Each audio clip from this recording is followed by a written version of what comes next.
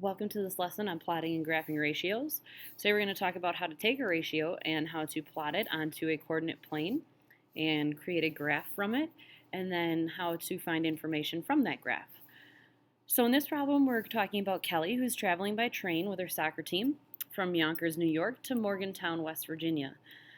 The distance between Yonkers and Morgantown is 400 miles, and the total trip will take 8 hours. The train schedule is provided below. So we know that when they leave New York, they'll get to Allentown, Pennsylvania, which is 100 miles away, Carlisle, Pennsylvania, which is 200 miles away, so on and so forth. And then when they come back, Berkeley Springs, it's backwards. So this is 100 miles away, 200 miles away, 300 miles away, 400 miles away. Okay, so in this case, it's not given to us just yet what we're looking for, but we are able to find a ratio of sorts.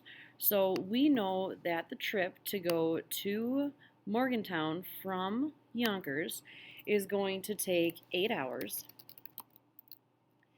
and that the distance of the trip is 400 miles.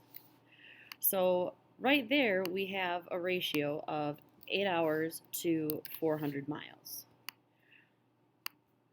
Right? So we make that one first because we don't know anything. Like, yes, it tells us that we're going to ride 100 miles, but it doesn't tell us how long it's going to take us to go that 100 miles.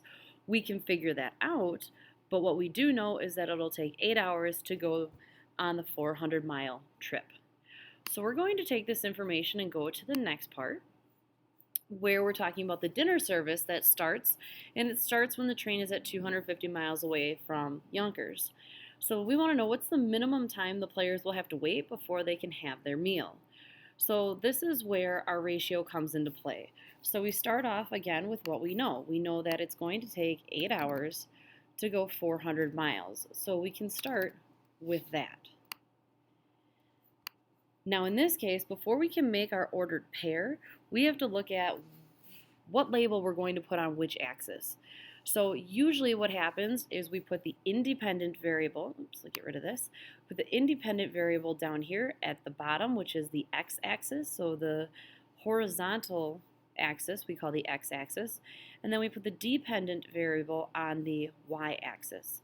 So the dependent variable is the variable that and there's the word, it depends on the other piece. So like the amount of sugar you use depends on the amount of flour in terms of a recipe. So you really have to look at what's independent and what's dependent. Sometimes it's not very set in stone, but in this case we know that the number of miles that they travel is dependent on the number of hours that they travel. So in this case, hours, and typically time is going to be our independent variable because time is time. Time is always going to be 60 minutes, 60 seconds to a minute.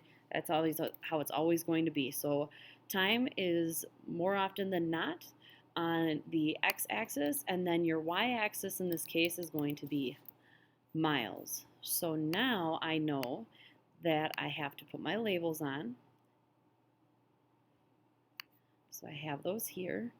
And then now I know that since hours is my x and miles is my y, that my ordered pair has to go x, y. And I can actually put an x above hours or next to hours or just in the box somewhere to remind myself which one's which. And then I know my ordered pairs are always listed as x comma y inside parentheses. So in this case, my ordered pair is going to be 8 comma 400. Now I can use equivalent ratios, and I can find the equivalent ratio or a couple equivalent ratios to 8 to 400, and I can start by dividing both by 8 because I know that 40 is a multiple of 8, so 400 has to be a multiple of 8. So 8 divided by 8 is 1, and I know that 400 divided by 8 is going to be 50. So now I've broken it down into its simplest ratio, which is for every 1 hour, we are going to go 50 miles. And then I can see that in 2 hours, I am going to go 100 miles. And now I'm going to actually kick it up a bit so I'm not filling up this page entirely. And now I'm going to say, okay, well, if I drive for 4 hours, then I should go 200 miles. And if I drive for 6 hours, or ride for 6 hours, I should go 300 miles.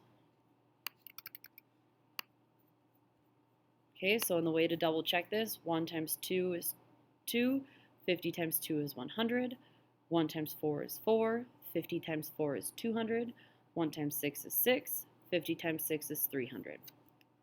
Now from each of these I can make my ordered pairs, so I get 2 and 100, and 4 and 200, and 6. Phew, excuse me. Phew. Phew. Oh, sorry, excuse me. And I get 6 and 300. So now I take this and I use my pen and I plot my points. So again, over here is hours, which is my x-axis, and miles is my y-axis. Before I can plot my points though, I have to actually put in my numbers.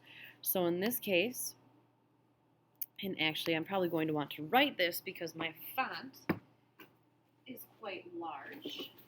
So get my pen out and we'll write this down since my handwriting usually is a little bit smaller.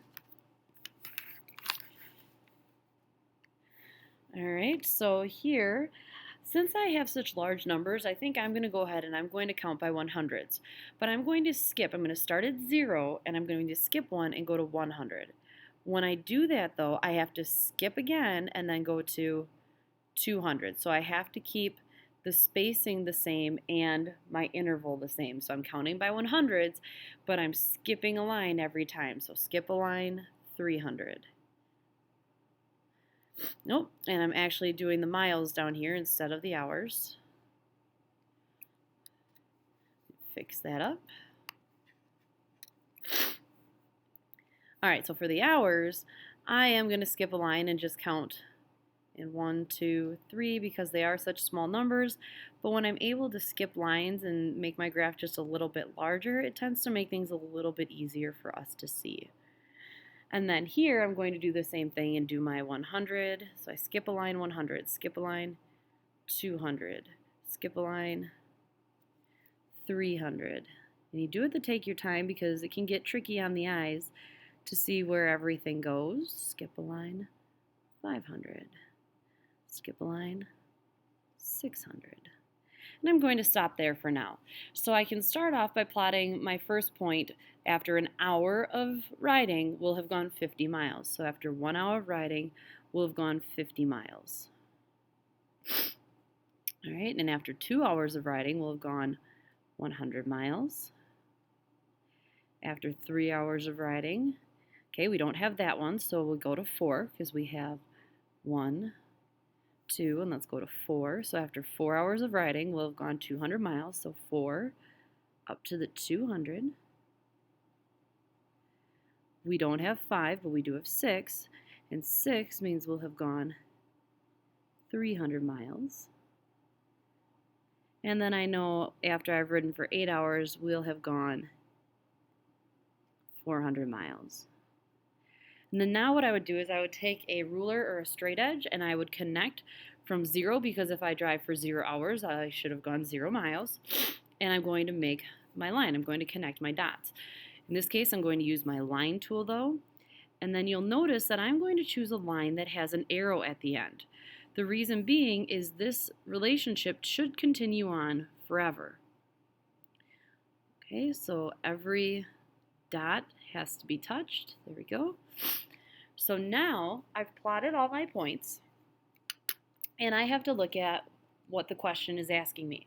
So if dinner service starts at 250 miles, what is the minimum time that they will have to wait? So I have to go to my graph and say, okay, here's miles, and this is 200, and this is 300. So halfway between should be 250. So right here, and I'm going to get red here, is your 250 line. So then what I'm going to do is I'm going to follow that 250 line over best I can until it hits my graph. So this means this is where the 250 miles, based on our time and our ratio, should connect with the time. So if I drop it down, I see that I get to 5 hours. So I know that the shortest amount of time that they will have to wait is 5 hours. So the least amount of time that they will have to wait is 5 hours, period. Okay, so we talked about a lot of different things today. We talked about the independent variable, the dependent variable, creating our ratio. We've talked about ratio tables previously, but now we're extending it to the ordered pair, creating the ordered pair, plotting the ordered pair, and then using our information to find an answer. It's not always going to be perfectly easy. Sometimes you're going to have to figure out the halfway point, and sometimes it's not going to be as easy as, oh, it's 100 and this is 50. Right? So you have to be careful and you have to double check your math. So there is one problem that I did give for you in your notes that is a U-try problem. I'd like you to try that problem, make your table, make your ordered pairs, plot your points, and then find your answer. And we will talk about it when you come back to class. So as always, if you have any questions, please be sure to email me or write them down so we can go over them in class.